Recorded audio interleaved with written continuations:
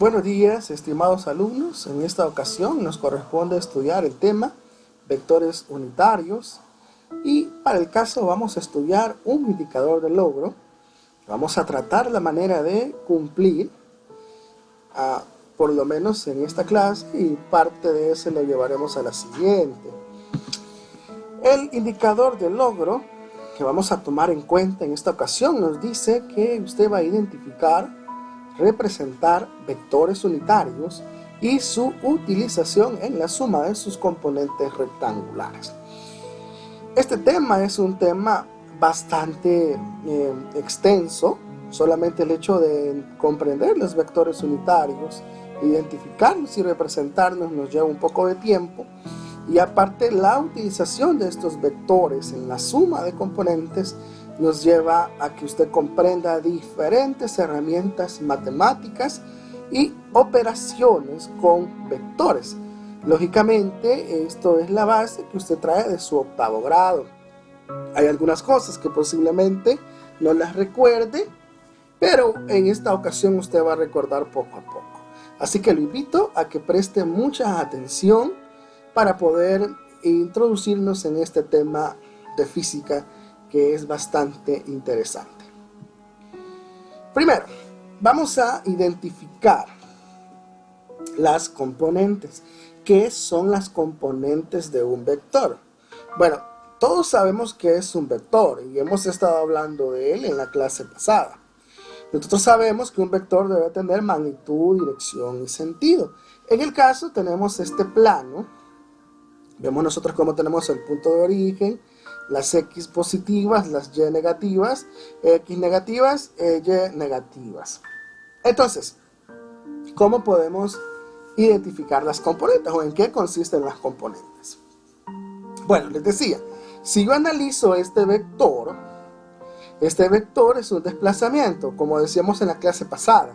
Podría ser un automóvil, un avión, un barco, es que se desplaza desde su punto de origen con un ángulo específico en una dirección. O sea, aquí tenemos norte, aquí tenemos este, aquí tenemos oeste y abajo tendríamos sur, si lo vemos desde el punto de vista físico.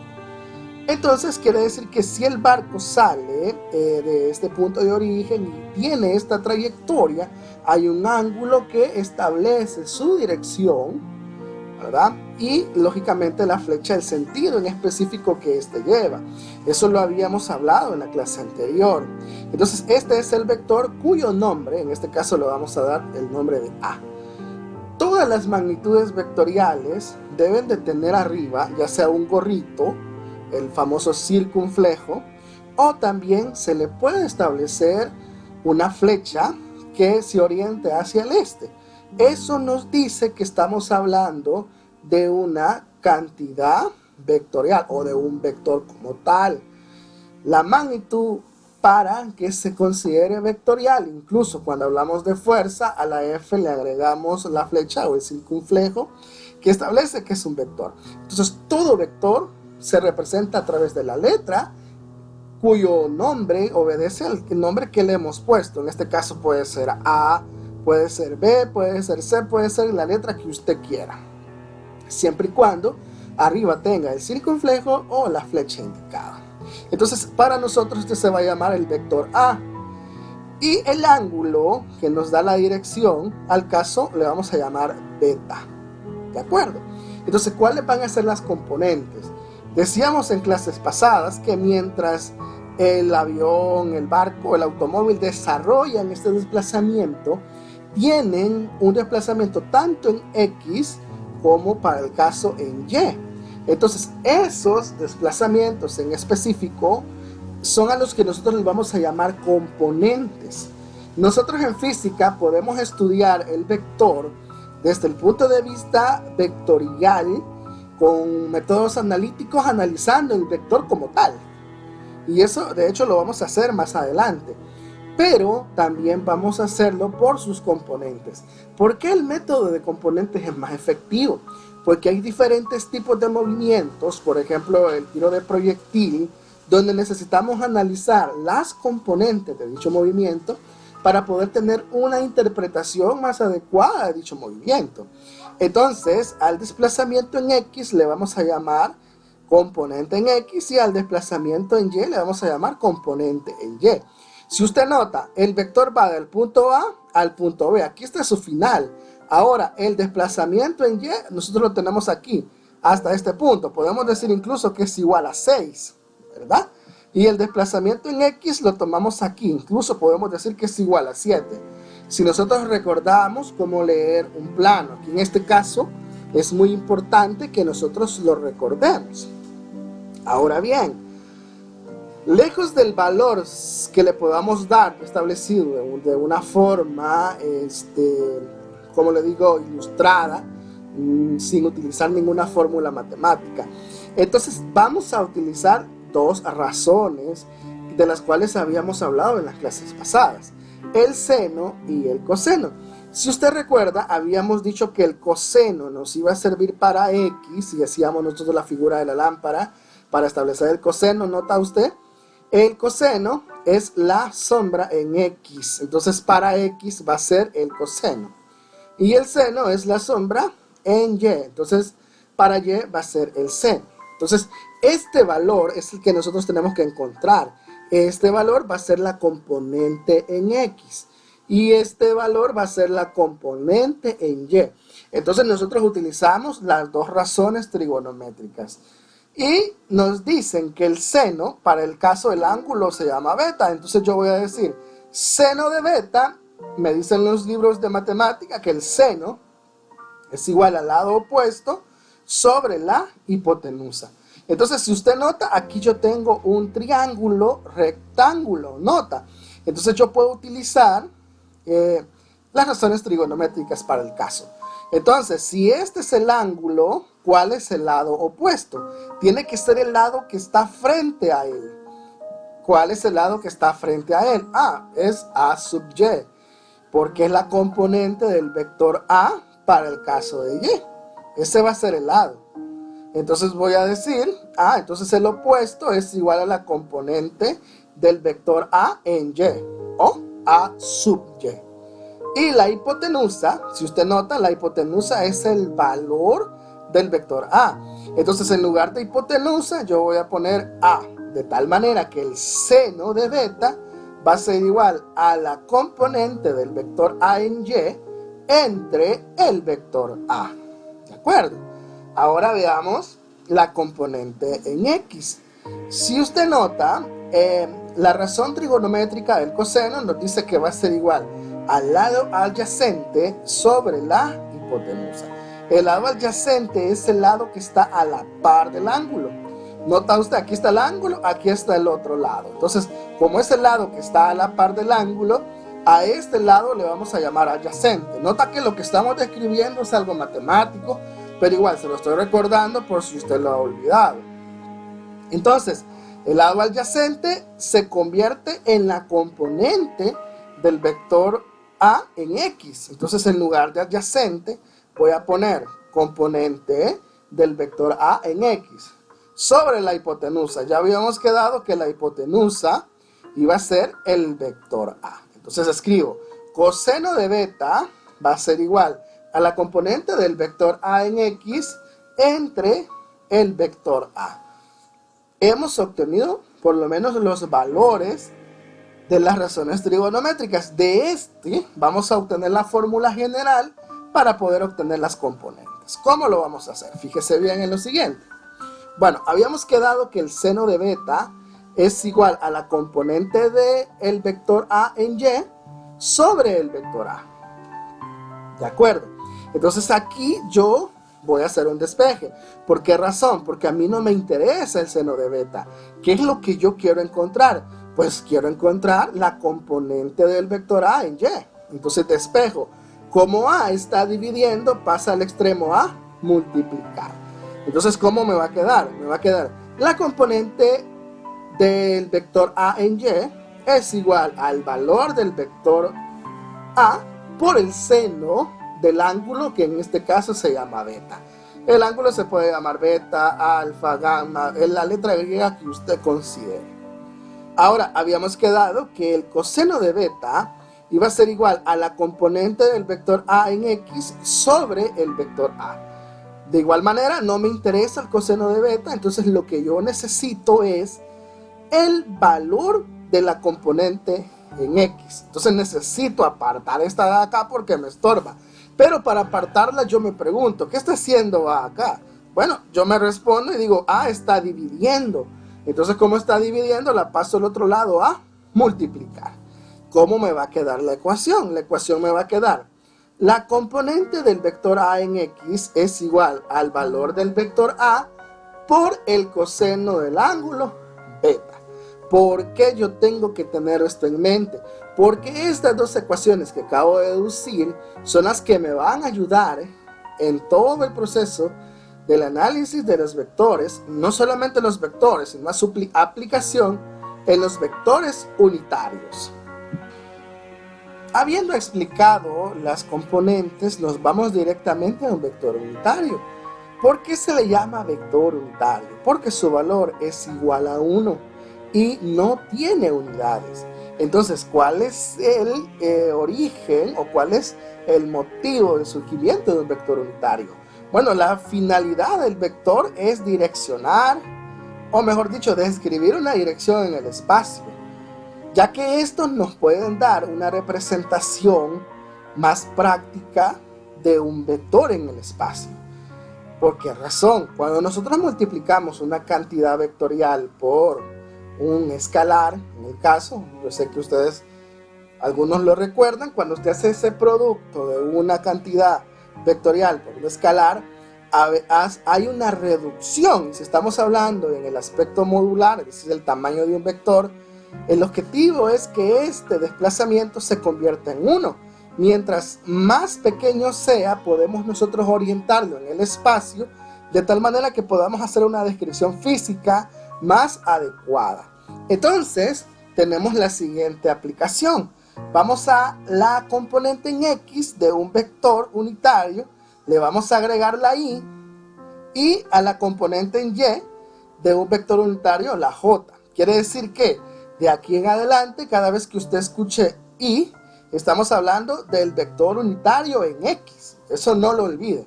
Y cada vez que usted escuche J, estamos hablando de la componente de un vector unitario en Y. De tal manera que vamos a tener en el plano Y a J, en el punto de origen. El objetivo es que el valor del vector sea 1. Y en el eje X a Y. El objetivo es que el valor del vector sea 1. Ese es el objetivo. Entonces, para nosotros, desde el punto de vista unitario, Y se convierte en J y X se convierte en Y. O por lo menos vamos a hacer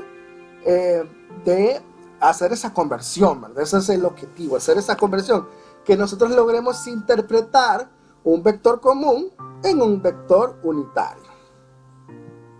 De tal manera que esta disposición sea de la siguiente. Si yo tengo el vector A, entonces podemos establecer el desplazamiento, o mejor dicho, la componente del vector A en Y llega hasta acá. Pero si lo volvemos de una manera unitaria, entonces vamos a decir la componente del vector A en Y le vamos a agregar la J. Pero el vector unitario de J, si usted ve, tiene una reducción. ¿Cuál es el objetivo? Que J tenga un valor de 1. De hecho, es una de las características que debemos de comprobar si nosotros queremos saber si una cantidad vectorial es unitaria. Pues vamos a operarla de tal manera que su resultado sea 1. Si no es así, entonces lo descartamos como vector unitario. Entonces decimos la componente del vector A en X, si usted nota acá, y de igual manera le agregamos Y porque Y va a ser para X en el caso, el componente del vector A en X. Y de igual manera, el vector unitario Y tiene un valor de 1. Entonces vamos a decir que podemos utilizar la siguiente relación. El vector A va a ser igual a la componente del vector A en X, Y, más la componente del vector A en Y, J, identificándolo. En este momento todavía podemos hacerlo así, pero desde el momento en que decimos Y y J, ya tenemos que tener la representación de X y Y. Por lo tanto, vamos a decir que la componente del vector A en X va a ser igual a sub X, Y. Y la componente del vector en A en Y va a ser A sub Y, J. Eso es lo que tenemos que interpretar. Sí, podemos nosotros ahora asumir lo siguiente.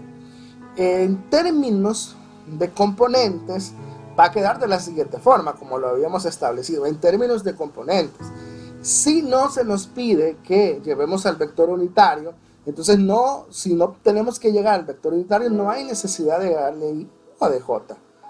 Eso va a ser si existe la necesidad. Ok, ahora, nosotros sabemos que los movimientos no solamente se dan en 2 dimensiones, esos movimientos se dan en 3 dimensiones. Bueno, según la física newtoniana, podemos tomar nosotros como referencia 3 dimensiones. Y nosotros estamos bien relacionados con 3 dimensiones nada más. Ahora, según la física moderna, estamos hablando de más de 9 dimensiones para poder explicar el origen del todo. Eso es lo que habla la teoría del todo, la famosa teoría de cuerdas. Pero nosotros nos vamos a quedar con física newtoniana en este nivel. Vamos a dejar eso para la ingeniería que usted va a estudiar luego. Entonces vamos a tener el valor o el eje X al que ya le atribuimos Y, al eje Y al que ya le atribuimos J, y vamos a tener la tercera dimensión que es Z, al cual nosotros le vamos a agregar K. Entonces X, Y, Z.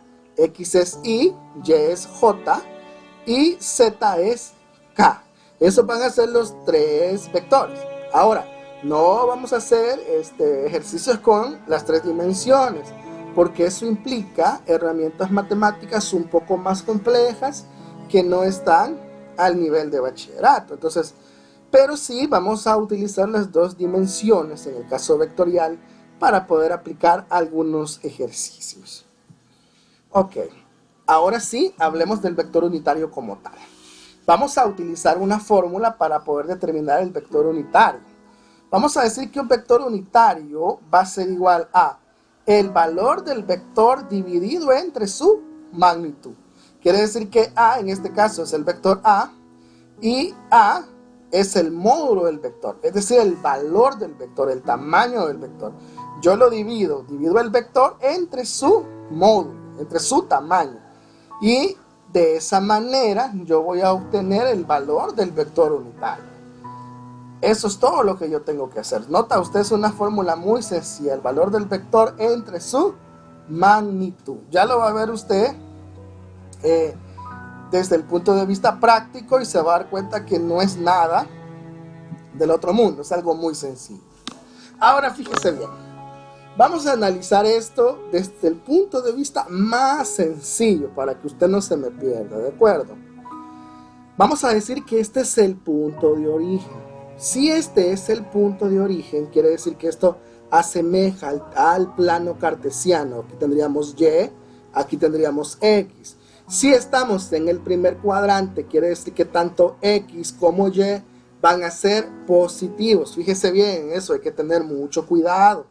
Ahora, cada cuadro tiene un valor de 1 centímetro. ¿Por qué hago esta aclaración? Porque eso nos va a servir. Entonces, si yo quiero hacer una simple descripción sin necesidad de utilizar una herramienta matemática, yo voy a decir, bueno, el vector A y su componente en X es, ¿cuántos cuadritos tengo? 1, 2, 3. Y si cada cuadrito, he dicho yo, que en escala es 1 centímetro, entonces el valor de la componente en X va a ser 3. Pero como lo voy a representar de manera unitaria, le voy a atribuir Y. De tal manera que la componente del vector A en X va a ser igual a 3Y. Bien, ahora el mismo análisis vamos a hacer desde el punto de vista de Y. Como cada cuadro vale 1 centímetro, entonces ahora voy a analizar este desplazamiento en Y va a ser igual a este. Entonces yo voy a decir, ¿cuánto es el desplazamiento en Y? Como es en Y hacia el norte, yo siempre tengo que tomar en cuenta que en Y norte siempre los valores van a ser positivos. Entonces yo voy a decir más y cuento 1, 2, 3. Va a ser 3J. De tal manera que la descripción vectorial unitaria del vector A va a ser en sus componentes 3i más 3j. Bien, ahora analicemos este otro vector. Si yo tomo como punto de origen acá, este punto, quiere decir que aquí estaría representado el 0 en el plano. De tal manera que este sería x, y como es x abajo, tendríamos un valor positivo. Todos los x que tenemos en el este van a ser positivos. Ahora, pero el y que tenemos es el y sur, es decir, el y de abajo. Por lo tanto, los valores en y van a ser negativos. En este cuadrante vamos a tener x positivo y y negativo, como habíamos explicado en clases anteriores.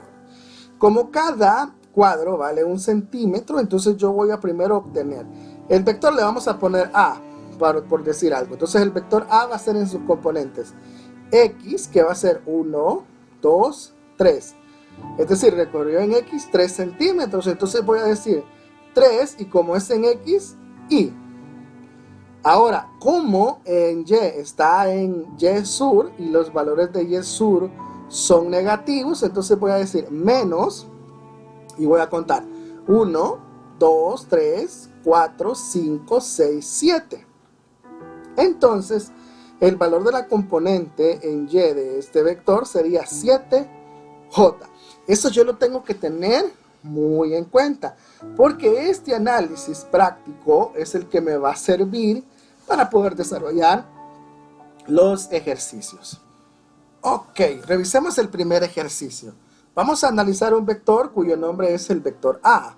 El valor de la magnitud del vector es de 6 centímetros y el ángulo de su dirección es de 30 grados en dirección norte. Ahora, note, solamente vamos a obtener las componentes, luego vamos a agregarle lo del vector unitario, pero ahorita solo obtengamos sus componentes. Bueno, si el valor del vector es 6 centímetros y el valor del ángulo es de 30 grados, eso es lo que yo voy a utilizar. Primero voy a obtener la componente en x, es decir, este valor en x. Desde el momento en que yo veo que la proyección en x es más grande, entonces yo debo de comprender que la componente en x va a ser mayor a la componente en y. Eso lo logro deducir solamente con verlo desde el punto de vista gráfico. Entonces voy a poner en función la ecuación que me dice que la componente del vector en x es igual al valor del vector por el coseno del ángulo. ¿Cuánto es el valor del vector? 6, y el ángulo 30 grados. Entonces voy a decir, el valor de la componente del vector a en x es igual a 6 por el coseno de 30 grados. Voy a introducir eso en la calculadora. Debo de tener mi calculadora en dígito, en DEC, para que eso me aparezca de la manera correcta. Vamos a introducir eso en la calculadora, abro paréntesis, escribo 6, cierro paréntesis, abro paréntesis, coseno de 30, cierro paréntesis y doy Enter. Entonces me va a aparecer 5.19 centímetros. Si yo quiero lo aproximo, si no lo dejo así como está. Entonces, el valor de la componente del vector a en x es igual a 5.19 centímetros. Ahora voy a obtener el valor de la componente del vector a en y. Entonces voy a decir que el valor de la componente en y del vector a es igual al valor del vector por el seno de 30 grados. Entonces voy a decir 6, entre paréntesis, por el seno de 30. El resultado son 3 centímetros. Entonces quiere decir que yo he utilizado estas ecuaciones para obtener la componente de x y la componente de y del vector a. Note, solamente lo hemos dejado en componentes. Eso es lo que yo quiero que usted note. Veamos un siguiente problema. Para el caso, de igual manera, solamente vamos a obtener las componentes. Este vector se llama B y su valor es de 12 centímetros, pero tiene un ángulo de 40 grados entre el norte y el este, igual que el anterior, noreste, ¿verdad? 40 grados. Entonces, yo voy a analizar para ese vector. Fíjese bien, voy a decir que el vector B tiene su punto de origen acá y precisamente al tener su punto de origen acá, vamos a tener el punto de culminación acá. Entonces, la componente del vector B en X se va a dibujar en el eje X y la componente del vector B en Y se va a dibujar en Y. Desde este pequeño punto de vista, yo logro comprender que la componente en Y va a ser un poco mayor que la componente en X, pero eso lo voy a corroborar. Primero encuentro la componente del vector B en X va a ser igual al valor de B por el coseno de X. Entonces voy a decir, componente del vector B en X va a ser igual al valor del vector, el valor son 12 centímetros, multiplicado por el coseno del ángulo que está acá en las componentes. No se vaya a confundir. Cualquiera puede decir, no, pero es que 40 grados, sí, noreste. Si yo digo noreste, quiere decir que este surge en el norte. Pero a mí me interesa el ángulo que surge acá, ¿eh? En X. Entonces, si este vale 40, ¿cuánto le hace falta 40 para hacer 90? Le hace falta 50. Entonces aquí es este ángulo el que voy a utilizar. Ojo con eso. Puede ser que en el examen aparezca un ejercicio así, de igual manera, yo por eso se lo estoy explicando. Entonces, este ángulo es el que voy a utilizar. Y voy a decir el valor de la componente de X, del vector B, va a ser igual a 12 centímetros por el coseno de 50 grados. El valor de la componente en X es 7.71 centímetros. Ok, entonces he encontrado la componente del vector B en X. Ahora voy a encontrar la componente del vector B en Y. De igual manera, el valor del vector 12 centímetros, solamente que en esta ocasión no voy a ocupar coseno, sino que seno. Porque yo debo de recordar, coseno para X, seno para Y. Entonces digo 12 centímetros por el seno de 50 grados. Entonces, el valor es 9.19 centímetros. He encontrado las componentes de los vectores. Bueno, ahora vamos a analizar el siguiente problema. Este nos dice, encuentra un vector unitario. Aquí sí ya vamos a la aplicación del vector unitario con la misma dirección que el vector A. El valor del vector es 2,3, 2 para X, 3 para Y, pero como lo vamos a representar en unitario, entonces voy a decir que el valor del vector A va a ser igual a sus componentes, 2i, que ya sabemos que es en X, más 3j, que ya sabemos que es Y.